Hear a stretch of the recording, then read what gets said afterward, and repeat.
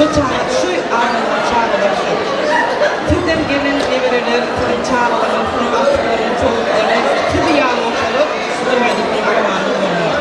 Поэтому şu sinyal olduğu bir Türk'ün çıkıyor. Dengelinin büyüğü yağlı oluyor. Şu sinyal kulüpten olduğu bir Türk'ün çıkıyor. Kulüpten belirli bir çatıkanlar çıkarılır. Поэтому мы говорим, отношения управляют. Aynen, tamam. Aynen, ne oldu? Bütün yalanlara da ne gibi taşıdığında. Незаганно. Поэтому эти все слова засчитывали. Ты знаешь, что мы тебя тоже любим. Ой, Селька забыла про вас. Зерна.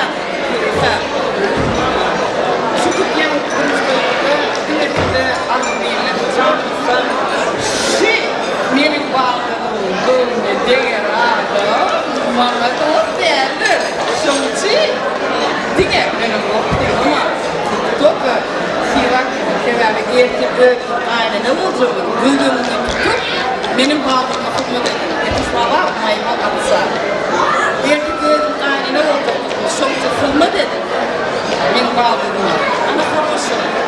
Мы с ней не ругались. 23 года я замуж, мы с ней не ругались. Она хорошая. Гайна так вообще прелесть. Такого вообще нигде нет. Поэтому вам повезло. Тебе повезло в этом случае. Замуж полоса, вырезана полностью. Что-то мужчина, не думайте, что полоса бывает только белая, как в Билайне. И черная, и белая. И вы это все должны преодолеть. Всего хорошего у нас. Я вас люблю.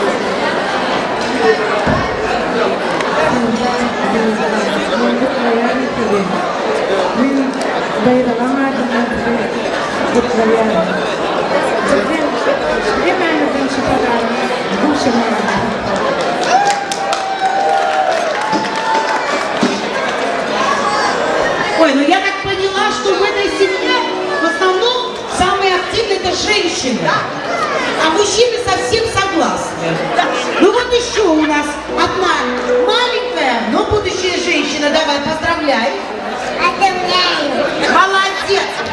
Счастья, здоровья. Счастья, здоровья. Ой, молодец. Слушай, все женщины активные, мужчины молодцы. Вот таких мужиков я люблю. Молчат, но много делают. Вот, так что, Сердар, бери пример. Зулейха, бери пример. Да, все от вас зависит. Ну что, я думаю, с такой семьей жить просто один кайф. Да, это просто нужно отдыхать и наслаждаться жизнью. Ну что, танцуем, веселимся? Поздравляем, подходим, целуем, я не знаю, семейные там объятия, родственные. Итак, дорогие музыканты, для родных, дядей, тетей, что-нибудь такое веселое, и чтобы весь народ, сидящий в этом зале, который уже немножко стал скучать, поднимаемся, танцуем и продолжаем веселиться. Поехали!